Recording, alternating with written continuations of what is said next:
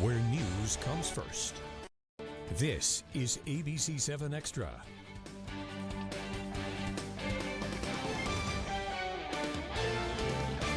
Good evening, I'm Saul Saenz, and this is ABC-7 Extra Sunday edition. Thank you for sharing your Sunday evening with us. As we go on the air, the city is looking for a new city manager. As of this past Tuesday, city manager Tommy Gonzalez was given a 120-day notice of termination of his contract. Gonzalez is only the city's second city manager. The first was Joyce Wilson. Gonzalez was hired in 2014. He saw the city through the first migrant surge in 2018. He also saw the city through a global pandemic. Gonzalez was the first Hispanic to be awarded the Malcolm L. Baldridge David Spong Lifetime Achievement Award for improving the lives of people in El Paso and throughout Texas. But it was the pay raises that Gonzalez was given that raised many eyebrows. But Tommy Gonzalez's future as El Paso city manager came to an abrupt end.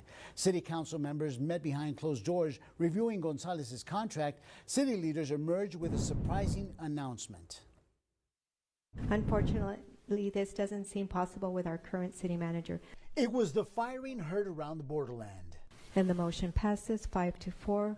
A divisive city council firing its highest paid to date city manager, Tommy Gonzalez, without an explanation or cause for termination given to the public or to fellow city reps. That's what happens in this line of business. And so we're going to work with the council the next 120 days, make sure the systems are running just the way they've been running really well, get them more acclimated to those things, and then that way they can have feedback on any kind of suggestions or changes they might have in the future.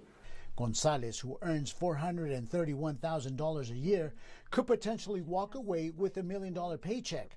That pay raise came last year, with many questioning why an El Paso city manager would earn more than his counterparts in larger cities like Austin and Dallas.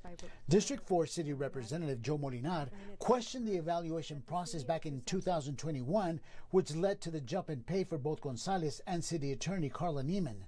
Recently elected District 1 Brian Kennedy ran on questioning Gonzalez's paycheck. The two, Kennedy and Molinar, put the item of Gonzalez's contract on this week's agenda. The vote to fire was a tie. 4 representatives, Cassandra Hernandez, Isabel Salcedo, Henry Rivera, and Chris Canales, voted against the firing. Alexandra Anelo and Art Fierro joining Molinar and Kennedy to fire Gonzalez. But in the end, it took Mayor Oscar Leeser to break the tie. It is time for our city to move forward in a positive and prosperous direction. Leeser also questioned Gonzalez's contract when he ran for mayor. And joining us to talk about the possible reasons for his firing, what happens next, and what the city is looking for in a future city manager is former Mayor John Cook. Mr. Cook was mayor of El Paso from 2005 to 2013. Also joining us is former Mayor Dee Margo, who was mayor from 2017 to 2021, and Dr. Richard Pineda, who is a political science and communications professor at UTEP. Gentlemen, thank you so much for taking time to talk to us this Sunday evening. Let's start with you, Mr. Cook. Your thoughts on the firing of Tommy Gonzalez? Well, I think the whole process actually lacked due process. I got up to the podium and I asked, because the agenda item was there, what are we really here talking about? I didn't know for sure. Do you want to give him a raise, extend his contract? Do you want to terminate him? What is this? And the council refused to answer. And they never gave a reason for why they wanted to terminate him. And I think that he and the community deserved to know the answer. If it was all about his paycheck, then just get it out and say it. You know, we think he's being paid too much. If you think he hasn't done his job, tell us what portion of the job you think he hasn't done and what you're going to do differently. I was extremely disappointed in the lack of process. And, you know, when I took over as mayor in 2005, the very first thing I did was hold a strategic planning session. And we had the whole community come and give us their opinions of what it was El Paso needed. And they gave their input. It was a long process. Well, and for this administration to go 8 weeks into the administration and then without a reason terminate the city manager's contract, I don't think was correct. Mr. Margo, your thoughts on the firing of Gonzalez. Do you have any inside knowledge as to why he was fired? I mean, you still obviously have some friends there at City Hall. I don't think anybody is fully aware of why. I mean, when you give the performance of Mr. Gonzalez over the last Well, let's see, he was hired in 2014, and for clarification purposes, his compensation was dictated by the original contract that Leeser signed with him when he hired him in 2014. All we did during my tenure was rate his performance, which was rated above average, and give him the incentives that were embedded into the contract that Leeser had established.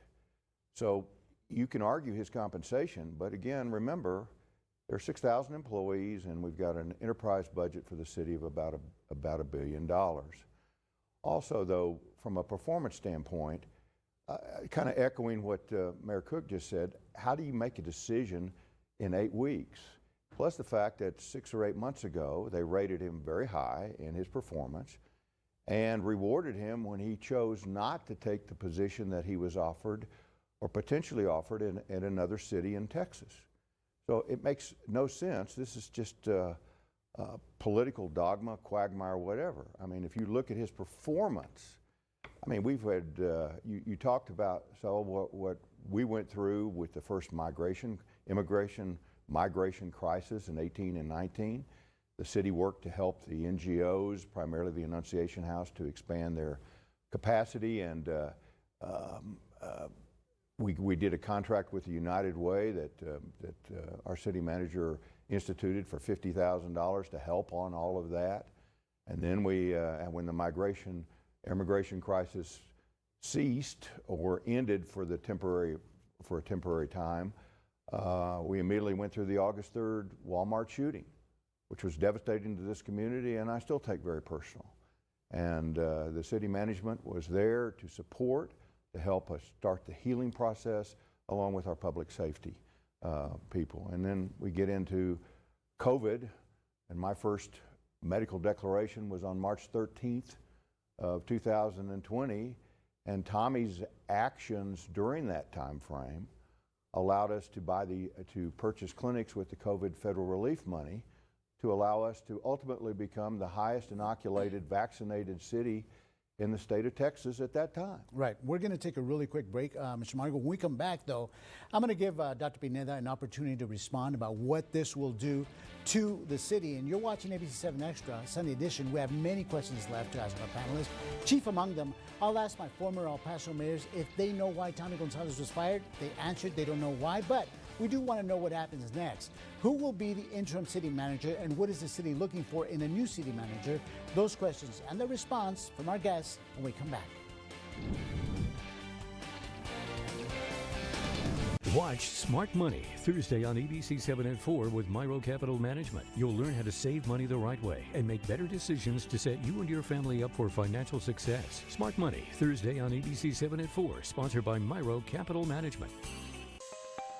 Using meth taught me everything about freedom, only not like you think. It taught me how easy it is to lose your freedom, how meth can take control until you find yourself doing whatever meth tells you to do. Before you get there, while you still can, take a stand for yourself. If you feel yourself losing your freedom to meth, ask for help. Accept the help. It's worth it. You have the power to be truly free and be the person you want to be. I know. I'm Jan, and I'm free from meth. If you or someone you know is struggling with meth, call 1-800-662-HELP for 24-hour free and confidential treatment referral. Learn more at samhsa.gov/meth. The big story breaks. El Paso City Council has voted to terminate City Manager Tommy Gonzalez. Here's what he had to say about his time with the city. The systems we have built and put in place, it's going to help the council and this community. Live coverage. Tension before that vote, and afterwards, the room stood silent. Count on ABC-7 for up-to-the-minute information. And El Pasoans are now wondering what's next. I went to City Hall today looking for answers. Complete coverage of breaking news, only on ABC-7. Can't get to a TV? Stay up to date and watch every ABC-7 newscast wherever you are. Complete coverage of breaking news and accurate, reliable storm track weather streaming live on KVIA.com and the free KVIA News app. School today. from a legal standpoint, they're neither required to explain their vote, nor are they prohibited from discussing why they would want to do something as significant as to fire the city manager. Welcome back to ABC-7 Extra Sunday Edition. I also want to welcome back my guest, former Mayor John Cook. Mr. Cook was mayor of El Paso from 2005 to 2013. Also joining us is former Mayor Dee Margo, who was mayor from 2017 to 2021, and Dr. Richard Pineda, who's a political science and communications professor at UTEP. Gentlemen, thank you so much. Thank you so much for joining us. We're talking about the firing of City Manager Tommy Gonzalez. And I want to start with you, Dr. Pineda. What is the firing, or at least announcing the termination of a city manager? What does this do to the city, and how do they perceive the city, and what sort of effects would it have on the city after learning that they've terminated Tommy Gonzalez? Sure. There's a couple of issues. I mean, the first is the question of optics. So when, as both mayors have suggested, council makes a decision after 8 short weeks that does have sort of a seismic effect on the direction of the community, that doesn't look particularly good for the community. It also doesn't look good when you try to find another city manager. So you're asking somebody, whether they're from El Paso or from another community, to come in to a job that may not necessarily be stable given some of the political infighting that's likely to occur.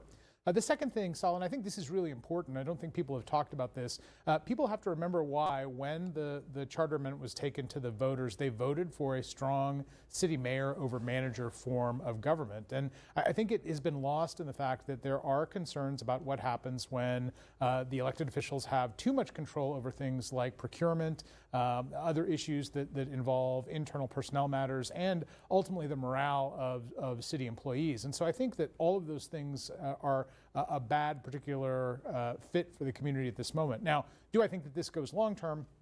Unlikely, because I think that the city will have to right itself, and as Tommy Gonzalez pointed out in his statement after this announcement, there are a number of systems and processes that he's helped set in place that will be hard to break. But I do think that it opens up that question for city employees who felt that they were well taken care of and felt that they had good leadership in the city manager. Having that pulled out from underneath them, I think, does create problems in terms of morale and in terms of how the city operates. And I think that is a challenge that this council will have to deal with very quickly.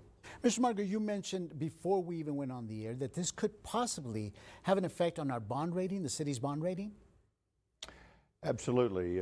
We have a AA bond rating, which is very good for our city. It holds our interest rates for your viewers to understand. A good bond rating means that we can borrow funds at a lower rate than possibly other cities who had worse ratings.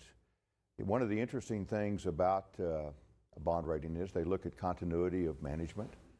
You were mentioning, or Dr. Pineda was mentioning about morale. The feedback I get from city staff is that morale is in the dumps. They're very concerned about where we're going. This just seems such a political quagmire that was unnecessary. Some of the other things that Mr. Gonzalez has done, I mean, to be factual, we've had 7 consecutive years with 0 audit findings, meaning we have a pristine run financial city. We've done $20 million annually for police, for fire, for streets, etc.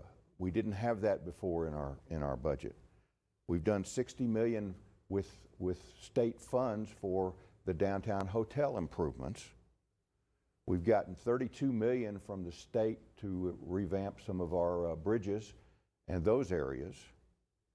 And we did the 2019 public safety bond, which I consider one of the highlights and hallmarks of my tenure, which provide for new police headquarters, but most important, and fire headquarters and training facilities, but most importantly, an East Side Regional Command Center with our most populous growth area of El Paso. It took 30 minutes for the police to go from the Pebble Hill station to the far east, and when you call 911, you want an immediate response. We weren't able to do that, but we passed that bond in 2019, and that's all being built, and that was all under the direction and guidance of Mr. Gonzalez. And one last thing, as we continue to talk about, and people, in my opinion, are confused about, his contract and his compensation was initially established by Leeser when he hired him in 2014. All we did during my 4 years as mayor was simply adhere to the actual contractual terms, and when he had high ratings, give him the bonus that was in the contract.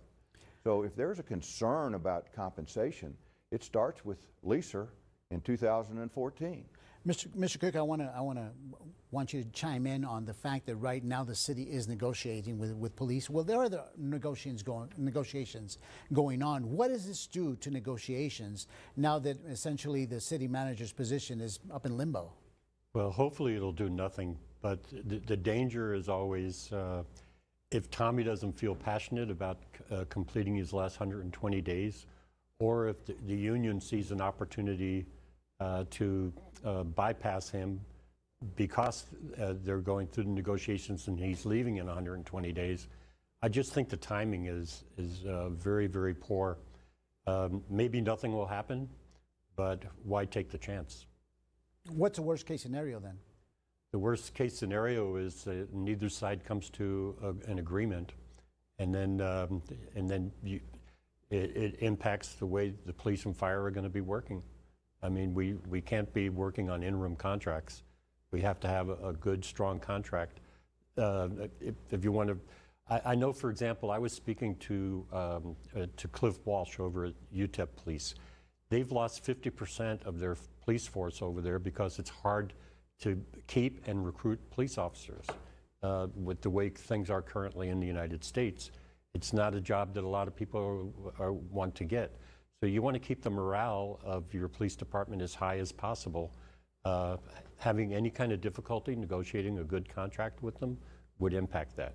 Okay, we're going to take another quick break. You're watching ABC-7 Extra Sunday edition. Still ahead, as I said at the start of the program, this is only the second city manager after the city charter was changed from a strong mayor type government to a strong city manager form of government. I'll ask my guest if the strong city manager government is working, given the fact that the city has now gone through 2 city managers. That question and the responses when we come back.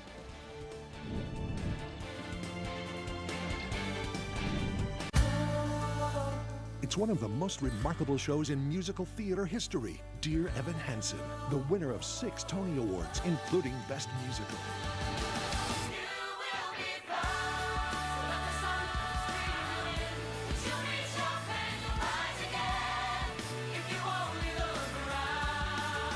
Dear Evan Hansen comes to El Paso March 28th through April 2nd. You'll be found. Visit Ticketmaster.com today. Using meth taught me everything about freedom, only not like you think. It taught me how easy it is to lose your freedom, how meth can take control until you find yourself doing whatever meth tells you to do. Before you get there, while you still can, take a stand for yourself. If you feel yourself losing your freedom to meth, ask for help. Accept the help. It's worth it. You have the power to be truly free and be the person you want to be. I know. I'm Jan, and I'm free from meth. If you or someone you know is struggling with meth, call 1-800-662-HELP for 24-hour free and confidential treatment referral. Learn more at samhsa.gov/meth. For context, depth, and perspective you won't see anywhere else, tune into ABC-7 Sunday Extra. What is the FBI's involvement in the shooting investigation? Join Saul Sines Sunday nights at 10:35 as we bring you in-depth debates on the borderland's most pressing matters. There's a lot of uncertainty. There's still a lot of questions that people want to answer. People are scared. The big stories, impactful issues, tough, fair discussions, only on ABC-7 Sunday Extra. Welcome back to this third and final segment of ABC-7 Extra Sunday Edition. I also want to welcome back my guest, former Mayor John Cook. Mr. Cook was mayor of El Paso from 2005 to 2013. Also joining us is former Mayor Dee Margo, who was mayor from 2017 to 2021, and Dr. Richard Pineda, who was a political science and communications professor at UTEP. Gentlemen, I posed a question before we went to break. Is the strong city manager form of government working, given that our city has gone through the first 2 city managers, or should the city go back to the strong mayor form of government? I'll start with you, Professor Pineda. Well, it's a great question, Sal. I think that the transition between city managers is not an indication that the system doesn't work. I think it's important for the viewers tonight to recognize that when the vote went through, some of the concerns were diffusing too much of the power into a smaller base. And so having the mayor and council deal with things like procurement, which I think is an issue that haunted the county for some time in terms of how those things were done. A city manager form allows that structure and allows some processes to be in place that are significant for transparency. I think that one of the bigger questions, and one of the things that I think is certainly at the forefront right now of this conversation, is understanding how this system works and recognizing that just because you remove a city manager doesn't mean that you go back to a strong mayor form of government. And I think as the community, grapples with this change, I think there's a lot of frustration, a lot of angst, but I think that didn't really grasp the scope of what it means when you have these charter amendments and how those things work. And so for the community to want to revisit that, there's a lot more in play than just shifting out the city manager. And I think that as both mayors have certainly suggested with this particular city manager, there have been a number of really positive accomplishments. So if there is frustration with something like compensation, it doesn't balance out with some of the things that had been brought to the table. And I think that's consistent. So if you move to maintain this system and somebody gets brought in, compensation is still going to be an issue. And I think that it's very important that people understand that those compensation conversations are not indicative of the actual city manager, the role they play. It's about a negotiation that's done individually. And I think that the community has to come to grips with how we deal with money and recognizing that sometimes when you bring in people or you have somebody to do this job, they're going to require compensation that's competitive with other communities, or otherwise we're not going to get the best choice in these offices. Mr. Margo, I want to ask you, first of all, who do you believe will be the interim city manager? And secondly, how will that impact negotiations with police, for instance? So I'm not sure who will be the interim. As I say, under the contract, Mr. Gonzalez remains in place for 120 days. And I do know that he is pushing hard to close the negotiations on the police contract before he departs. But piggybacking also on what Dr. Pineda said, we're not doing away with the city management form of government. It's not in any votes coming forth in the charter amendments. We're the only remaining city in Texas with a strong mayor is Houston.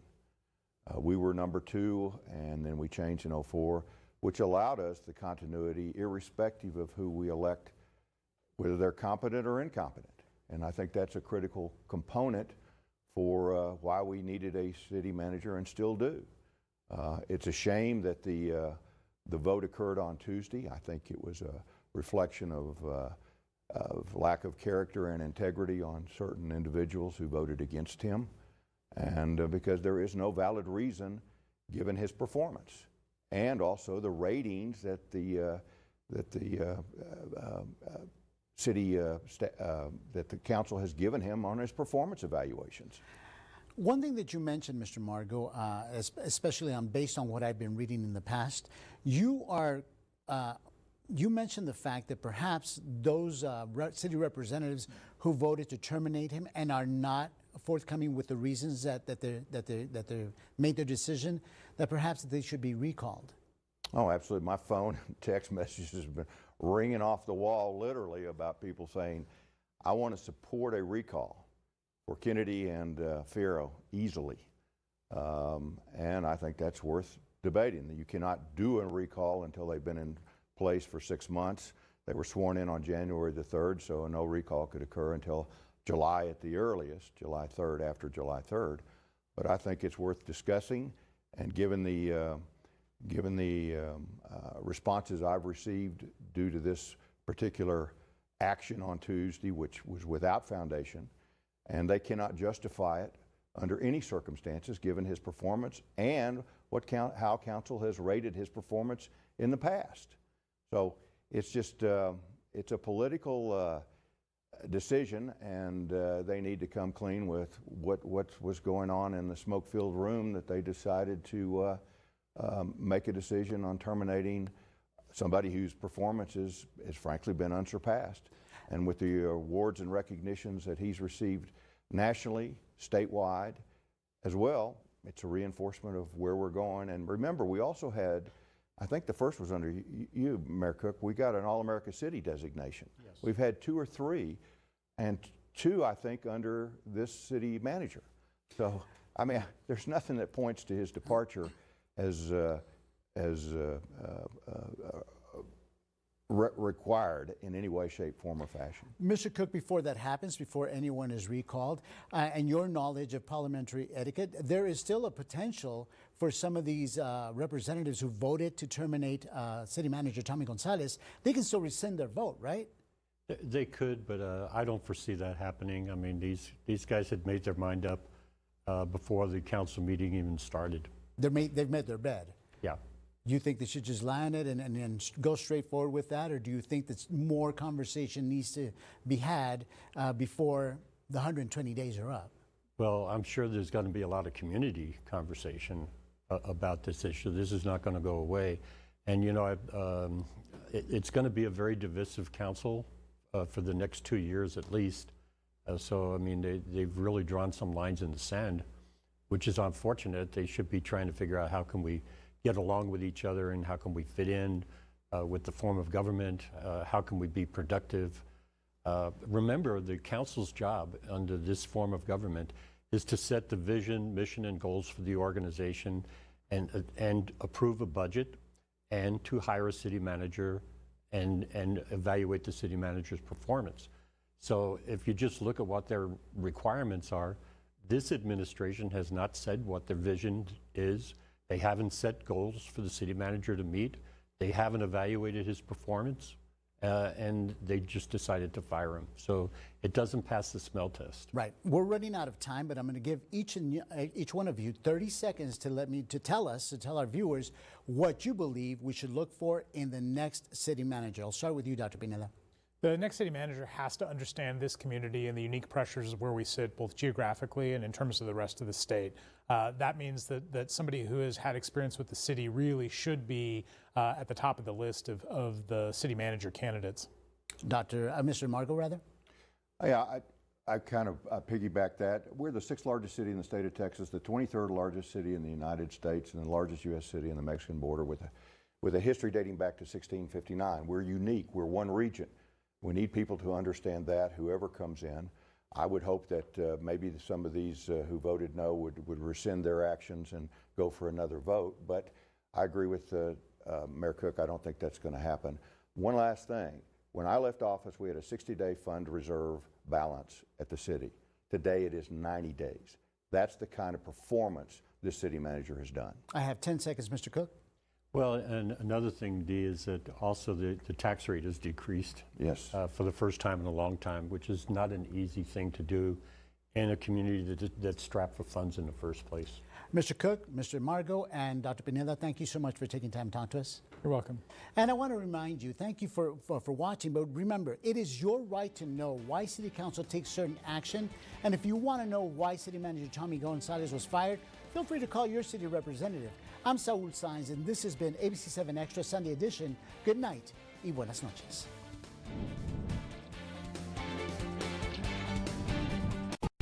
Thank you for watching. ABC-7 News is now available on any of these streaming services, as well as the KVIA News and KVIA Weather and Traffic apps.